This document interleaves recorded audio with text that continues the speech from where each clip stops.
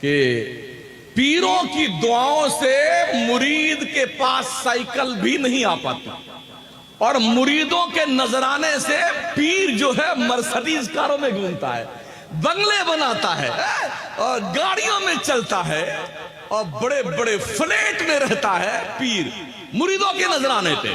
فرماتے ہیں یہ سر خدا نے دیا ہے رب کی بارگاہ میں جھکانے کے لیے، پیر کی ٹانگ پہ جھکانے کے لیے نہیں دیا ہے۔ حضور رفیق ملت فرماتے ہیں اللہ نے یہ سر دیا ہے اللہ کے دہلیز پہ جھکانے کے لیے، پیر کے جوتے اور ٹانگ پہ جھکانے کے لیے اللہ نے سر نہیں دیا۔ پیر سے محبت سے مصافحہ کرو، ہاں دست بوسی کرو، بس اتنا ٹھیک ہے، لیکن اپنے سر کو جھکا۔ ہم دیکھتے ہیں بہت سارے ہیں بیٹے جب پہنچیں گے مصافحہ کرنے کے لیے پیر سے تو پورا سر گھسا دیں گے اس کی ٹانگ میں، یہاں بیٹھ کے پاؤں چومیں گے، یہاں چومیں گے، اور وہ بھی پہلے سے پھیلائے رہتے ہیں، چومتے رہیے